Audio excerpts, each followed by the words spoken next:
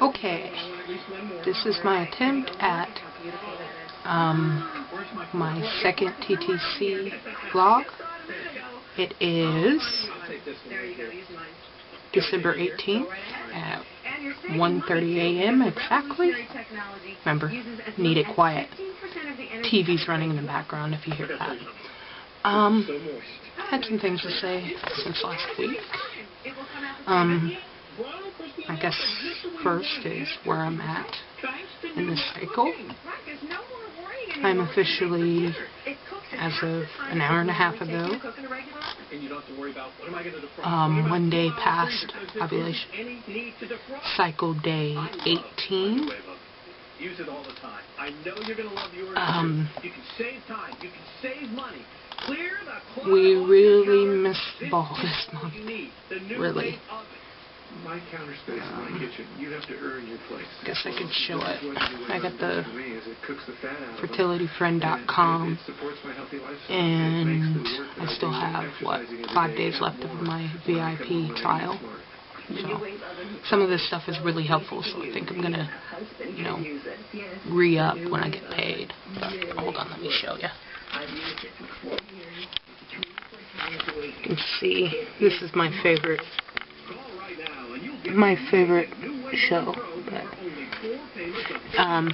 last week I said twice mistakenly that it was on cycle day 17, and it's because that was the day it says I'm gonna ovulate or whatever, that I did ovulate or whatever, and it showed green and it popped out. So of course I wasn't paying attention to the little square around the 11th, but whatnot.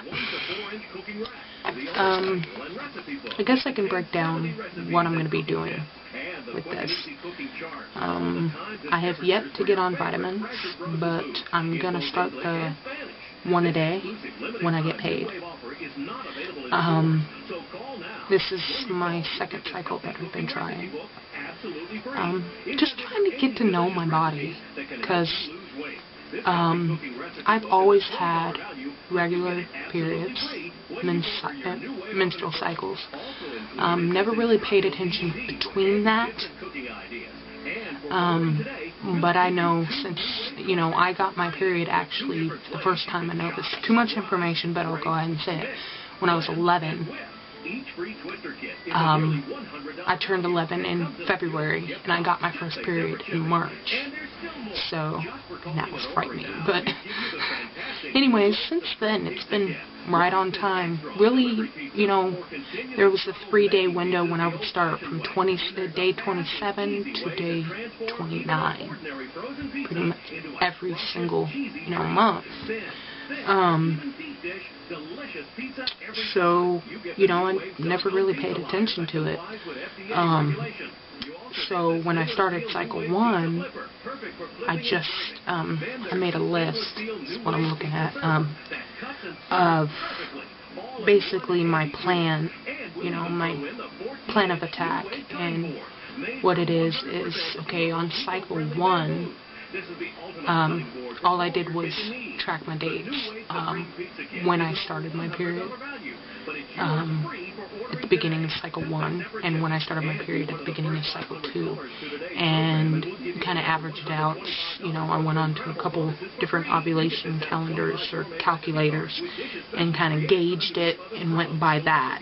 And I know that's like pathetic, but I just did. And obviously it didn't take, unfortunately. So cycle 2, I did dates and cervical mucus. I've been tracking that every day since I stopped my menses. And that's really, it really helps me to see that Fertility Friend is right, because around the time it said, possibly fertile, from last month, last cycle, I looked at this cycle, and it gave me dates that it forecasted or whatever, and it was almost spot on. I started getting fertile cervical mucus the day before, but it's lasted their entire list of days, so that's pretty good. But yes, so it dropped, and we dropped the ball. You know, I showed my thing or whatever in my calendar, and we only did the baby dance twice. So that's sad. You know, it got me crying and him not knowing what to do to calm me down. So work always gets in the way. So basically, I'm not even setting any hopes on this. You know, I know people, you know, women will say, you know, don't want to get your hopes up, and usually I'm just like, I want to test, but this month I'm just like, we didn't give it our all, so I'm not even going to stress about it. But cycle 3, which will start, you know, I'm forecasted to get my period on the 27th, but I'm thinking I'm going to get it on the 29th, because the 27th is cycle day 26. You know, even though I had a short cycle last month, I don't think I'm going to be short this month either, so I'm guessing it's going to be cycle day 29, and I don't even know how many days that is.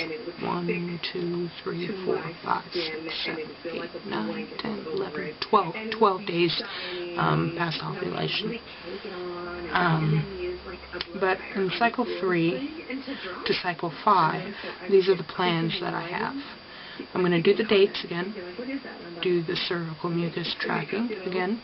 I'm also going to start taking my temperature, so I've already put it on my budget to get a thermometer and, you know, set my clock and take it every morning, so I can just know, you know, and I give myself 3 months with that, you know, so fertility friend, you know, can, you know, get a kind of, you know, pattern established. Also, for those 3 months, I'm going to try pre-seed, so I'm going to purchase that. If cycle 3 through 5 does not take, God, I hope it doesn't, or hope it does, cycle 6 and beyond, I'm going to do the dates, cervical mucus, thermometer, pre-seed, and I'm actually going to get the clear blue fertility monitor.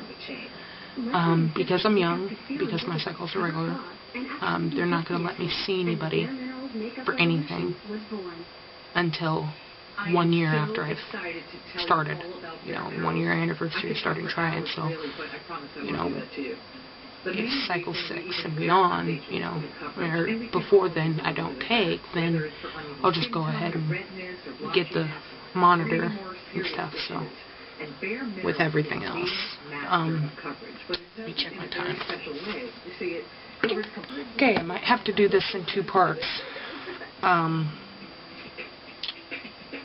I'm feeling physically, I've had headaches.